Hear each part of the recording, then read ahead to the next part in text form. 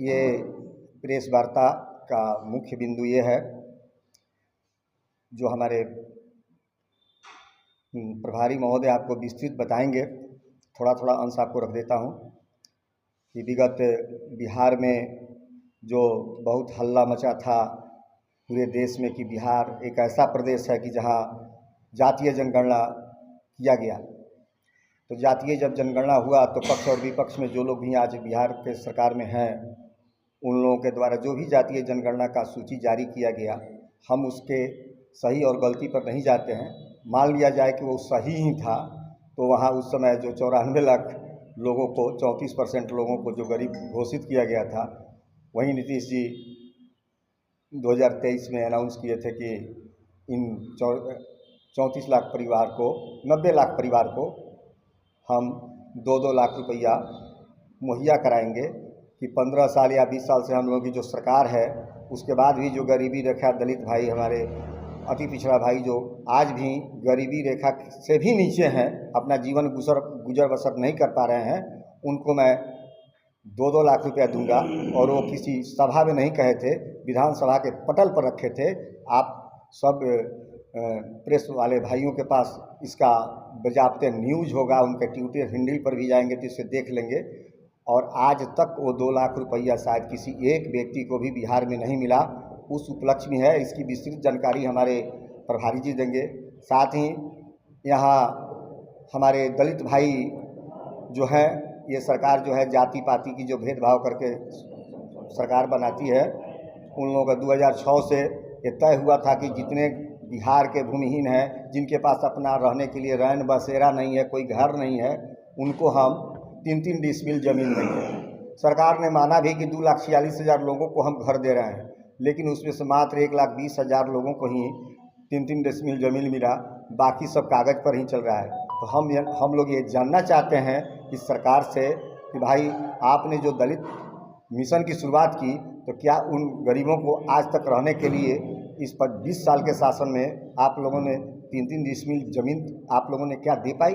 अभी सबसे ज़्यादा हो हल्ला मचा है जनगणना के बाद। तीसरा मुद्दा ये है कि 39 लाख परिवार को जो ये कहा गया था कि हम 1,20,000 प्रति व्यक्ति को, जो गरीब थे किसी भी जाति के, हम इंदिरा आवास मुहैया कराएंगे।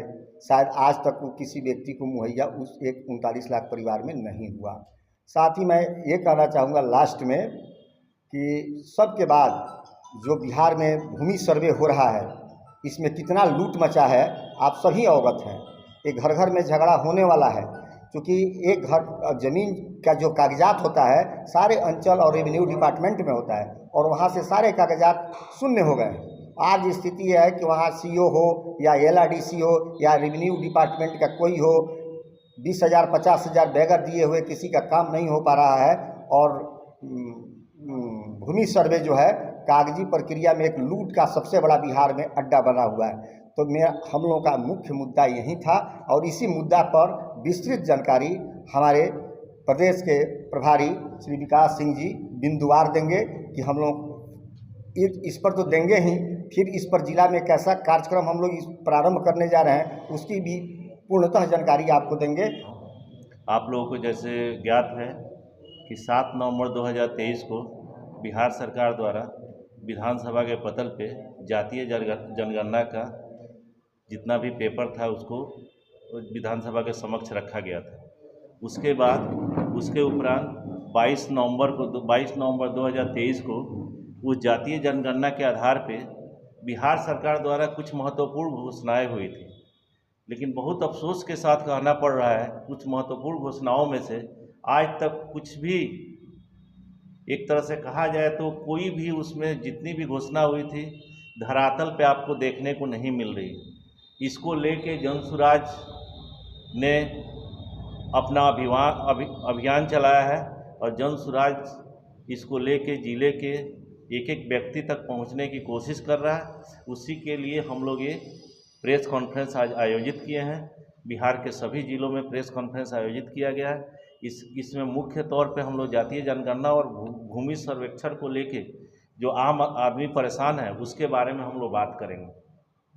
तो हम बिंदुवार इसको शुरू करते हैं।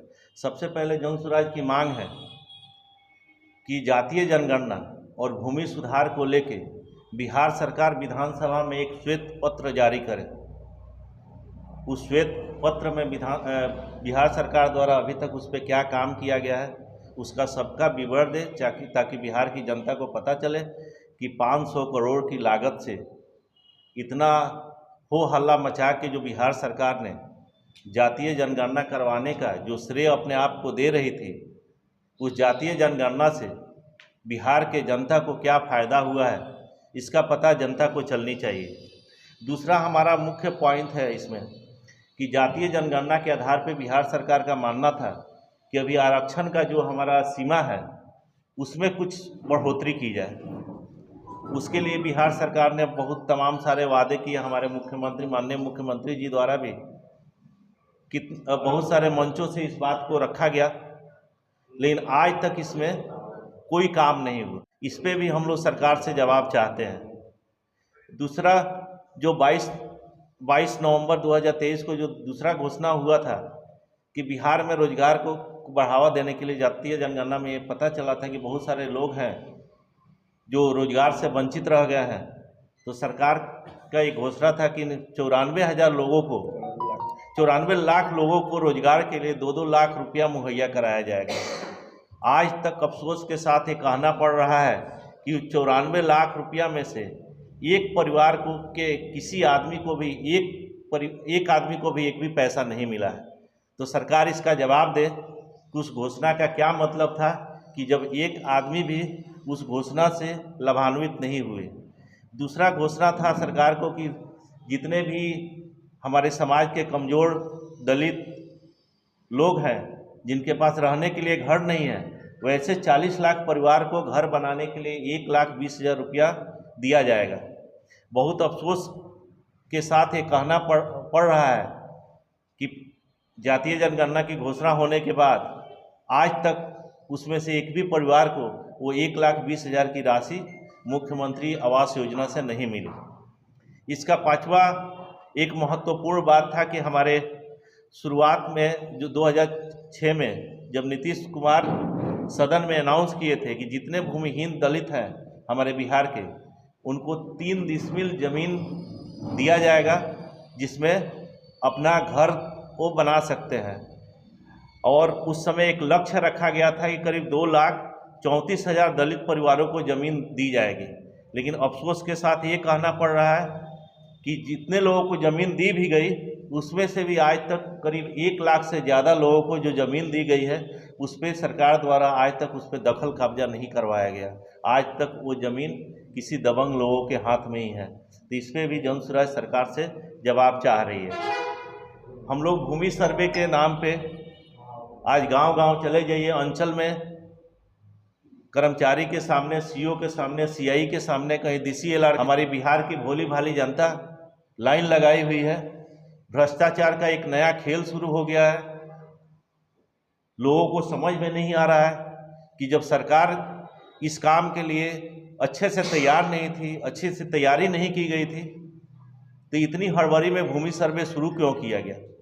आपको जानकारी के लिए मैं बता दूं, अपने ही भारत के आंध्र प्रदेश में एक ऐसा राज्य है जहां पे भूमि से रिलेटेड 80% कागजात का डिजिटलाइजेशन हो चुका है, लेकिन बिहार में मात्र 20% ही कागजात है जिसका डिजिटलाइजेशन हुआ है। तो इस पर भी हम लोग सरकार से जवाब चाहते हैं कि आखिर क्या कारण है कि बिहार की भोली भाली जनता को इतना परेशान किया जाता है और उनको भ्रष्टाचार की भेंट चढ़ाई जाती है।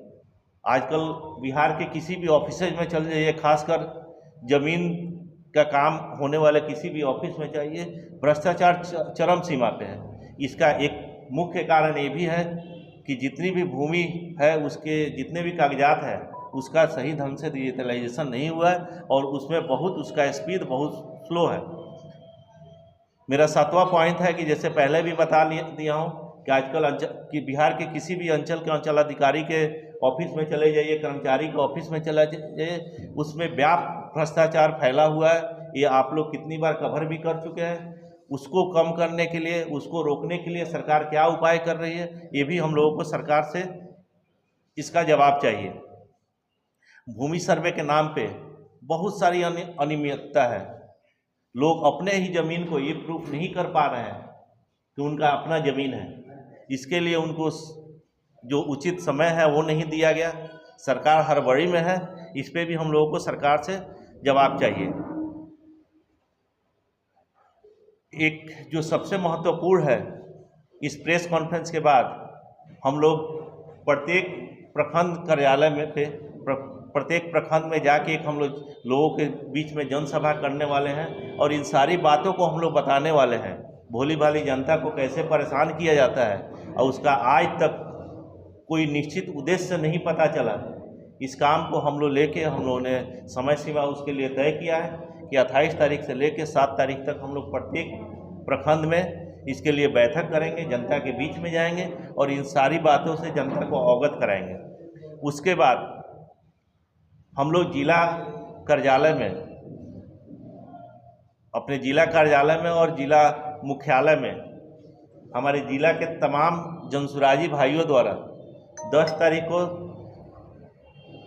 हमारे जिले के अधिकारियों के सामने धरना प्रदर्शन का काम किया जाएगा, जिससे सरकार की आंख, जो सरकार अपनी आंख बंद की हुई है, उनकी आंख खुल सके और जनता के बारे में वो सोच सके कि जो भी हमारा भूमि सर्वे के नाम पे जनता को लूटी जा रही है उसमें कुछ सकारात्मक कार्य हो सके।